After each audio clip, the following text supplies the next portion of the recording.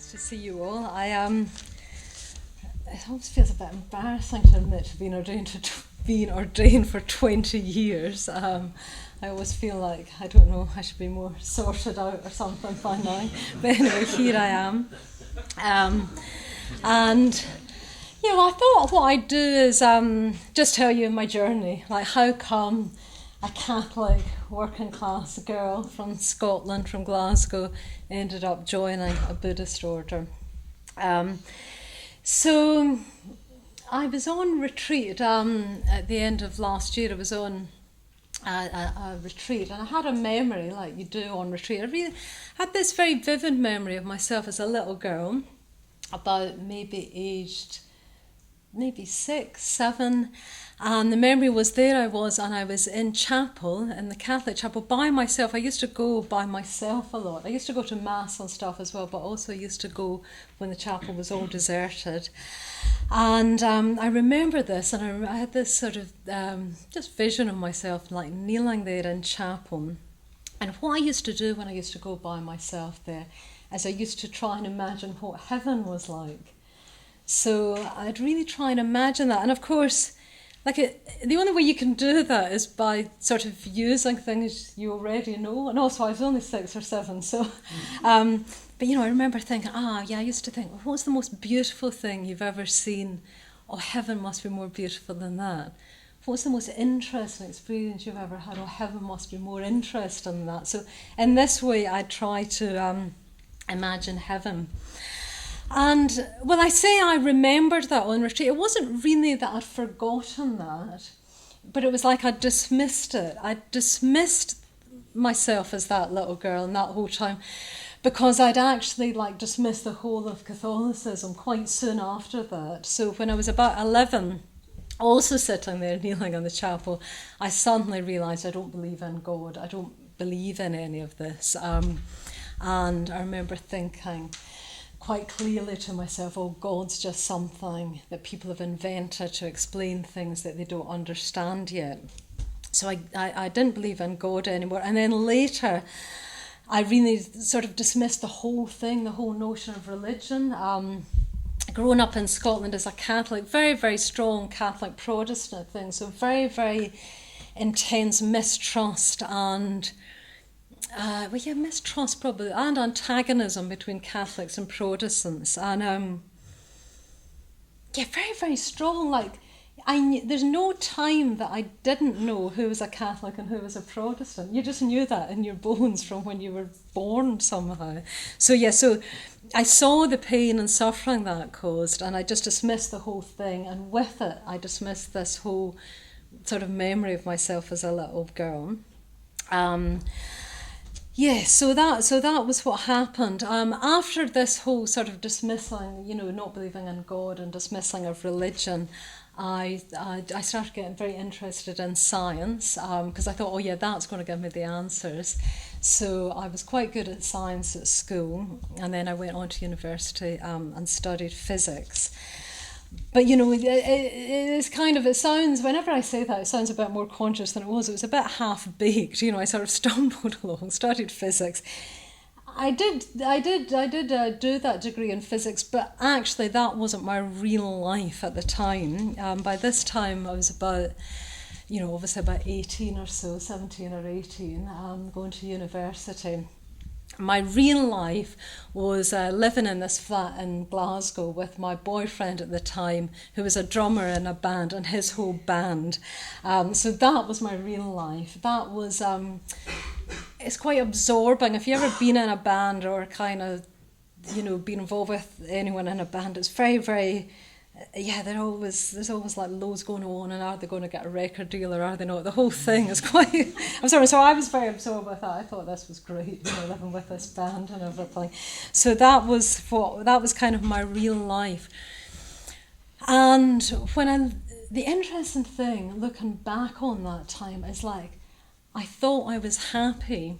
If you'd asked me, if you'd stopped me in the street or met me at that time and asked was I happy, I would have definitely said yes. So I thought I was happy at that time. And then on one level I was, but I obviously wasn't completely happy, or obviously I wasn't fully happy, or maybe I wasn't even happy at all, because one day I did something quite dramatic, which is I just left. I just left the whole thing. I just applied for this job in London, which seemed like, oh, like big city. Applied for this job in London after I finished university, got the job, and walked in one morning and said, I'm leaving, and left. It's why I don't know if you've had that in your life. I think every now and then in life, well, this has been my experience, you sort of do something and you kind of don't. You sort of don't quite know how you did it. It's like there was something stronger than you that did it. Do you know that sort of experience? There's something.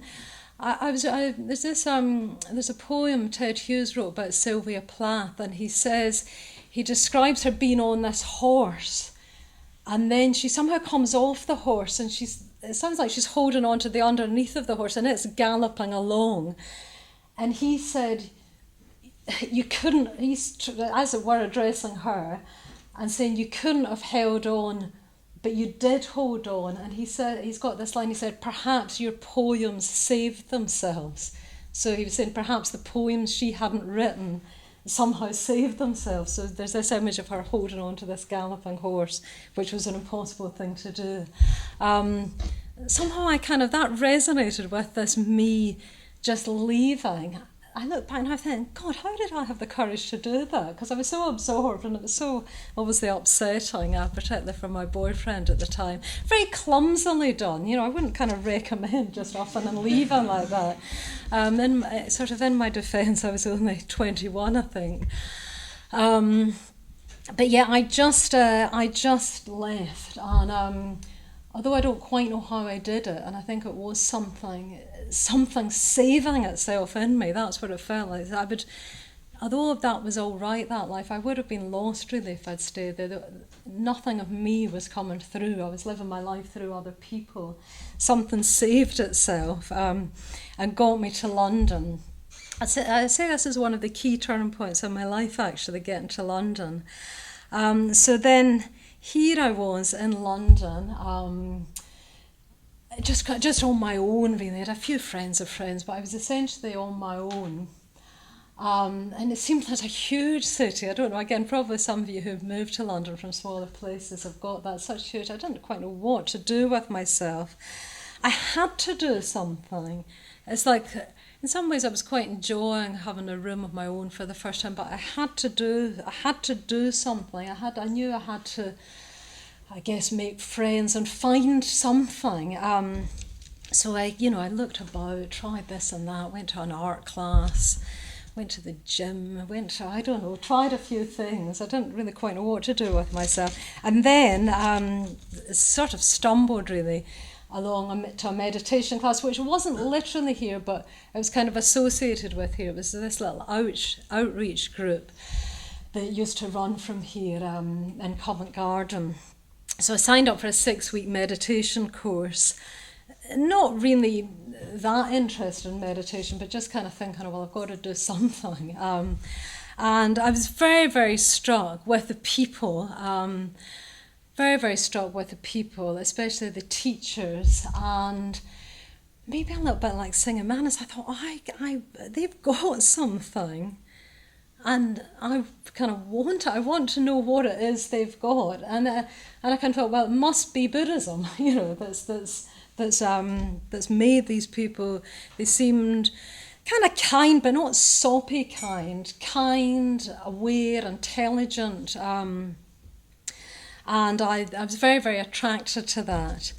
And quite soon after that, I went on my first retreat, and so this is the bit where I suppose ordination became a bit conscious, because I know by the end of that retreat, I definitely thought, I'm going to get ordained one day. But I must say, I did not have any inkling what that meant. It's funny, isn't it? But yeah, I still knew that I would definitely do it, but I didn't know what it was really. But I knew I would. I knew I would do it. I think what I probably could sense, although I'd never been able to have articulated it at the time, was that ordination meant that it was something that you could give yourself to fully, that it was something that you could do, and there'd never be a ceiling, there'd never be, like, that's enough now, you've got to stop, it'd be something you could throw yourself into and keep throwing yourself into. I couldn't have articulated that, but I think that was the sense that I was picking up. So I knew that one day I'd be ordained. At the same time as that retreat, well,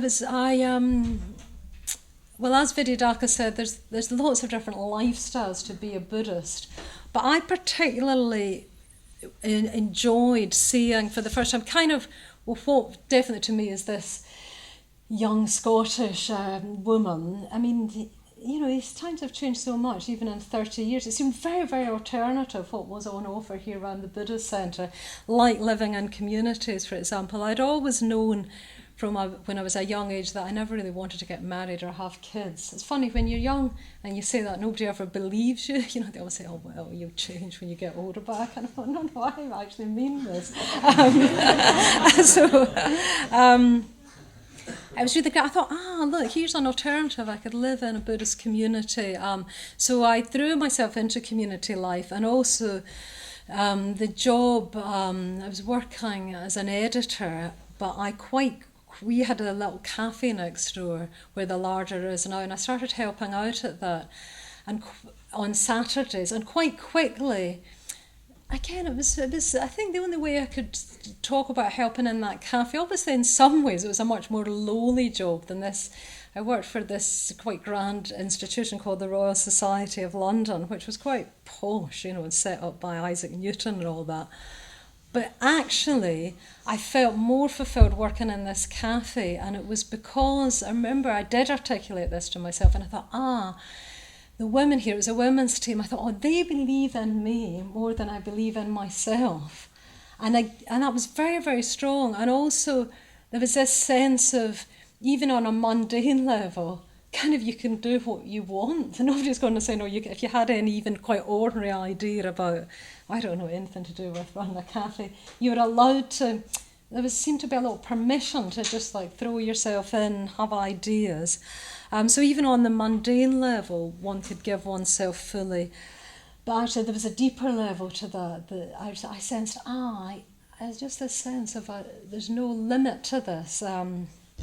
So I'd thrown myself into the lifestyle, and at some point, although I decided I was going to join this order, it took me a little while to actually, I suppose, get the nerve to ask. I suppose to almost think I was sort of, maybe that I was worthy to ask or something. That was one of these things, I wish I'd done it earlier in a sense. It took me a little while to get up the courage to do it, but I did ask to join the order when I was about 25, maybe 26. And then, as Shraddha Siddhi said, it's a whole process to join the order, but that all happened, the various training and retreats and so on. And then when I was 31, I was ordained, given the name Subhadramati. And I mean, I must confess, looking back, I think I still didn't really know what it was, to be honest. I liked it. I liked having a Buddhist name on quite a deep level. Sometimes our Buddhist names are talked of as teachings, the meaning of them. I must say, I didn't even really, I don't know. Well, for me, it was just enough to have a Buddhist name. I thought, I'm in the lineage of the Buddha now. I'm really a Buddhist. I've got this, and this represented that. I really am committed to being a Buddhist. So I liked being in the order. But yeah, I can't think that I knew what it was I was really doing. I kind of, just, was in the order, started teaching at the centre and so on. A sort of deeper realisation of what it meant to be in the order happened relatively recently, for quite a long time after I was in the order. It was about 8 years ago. It was in this room, let's take a drink. It was about 8 years ago. It was in this room. I think we were celebrating 30 years of the centre here, or some anniversary of the centre. Sangharakshita came. So Sangharakshita is our founder. He's still alive, but very old man now. He's just had his 90th birthday, and isn't really, doesn't really go around centres these days. At that time, he was still active, a bit limited, but for special occasions, he'd come and be present. And he came and he did a question and answers here at the centre. And Maitreya Bandha, who's a teacher here, was interviewing him. And Maitreya Bandha was saying to him,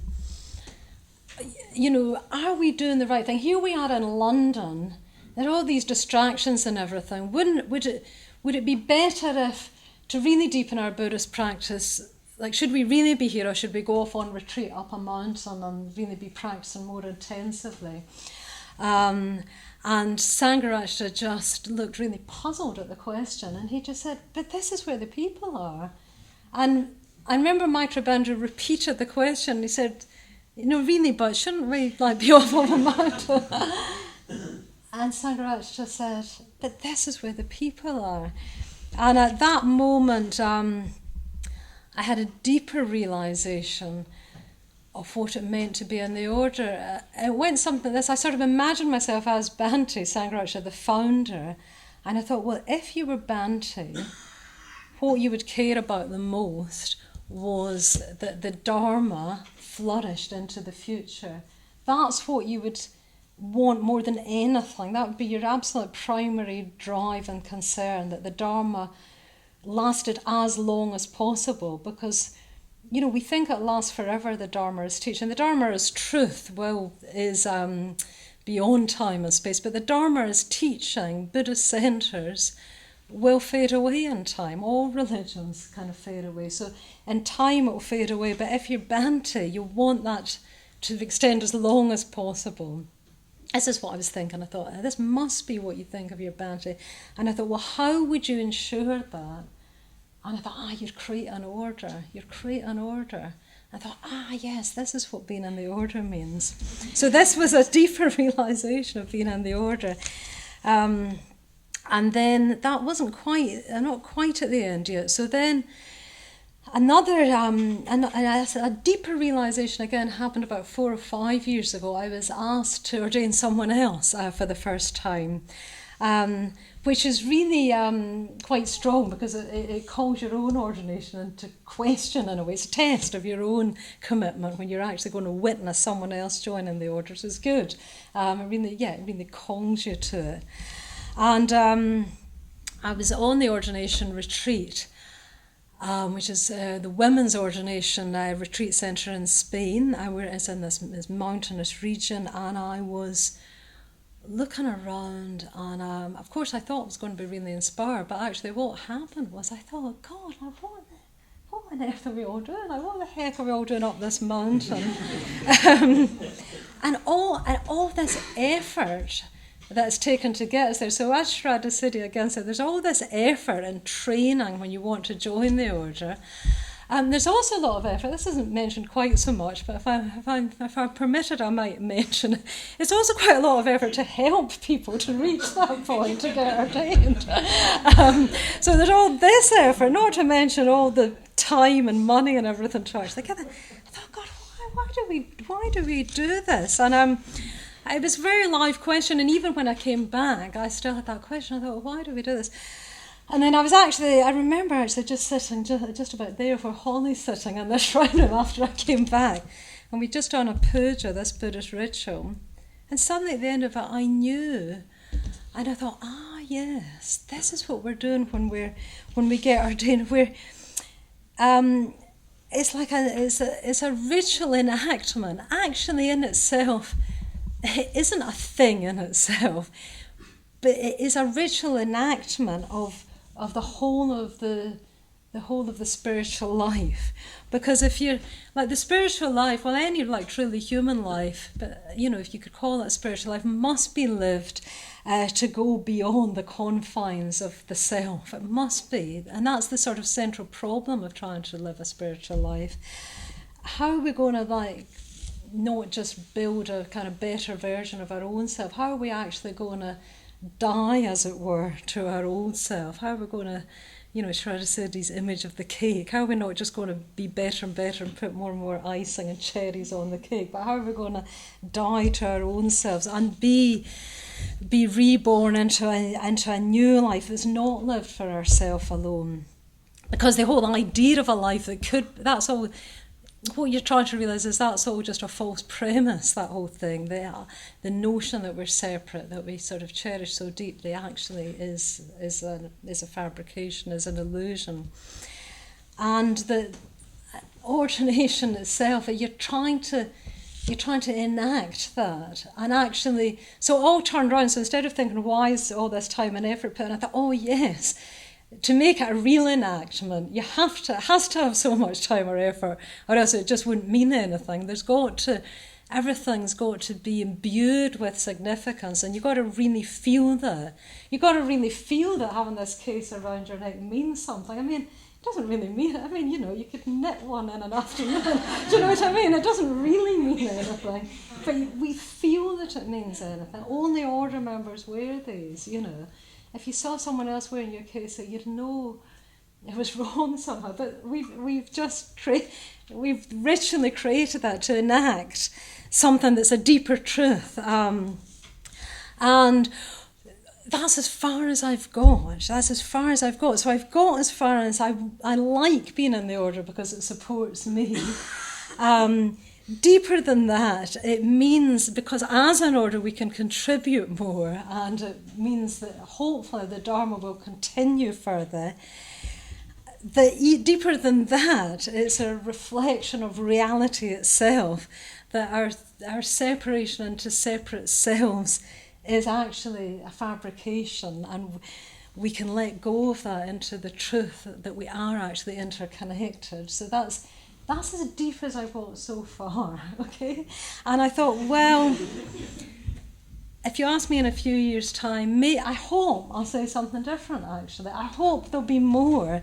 And I think that is as it should be. And I think, in a way, that joins up, for me at least, with that image of me and a little girl trying to imagine heaven and trying to think, there's got to be more. That this, what I think I'm doing joining the order is committing to an ideal that is limitless, that always more will be revealed.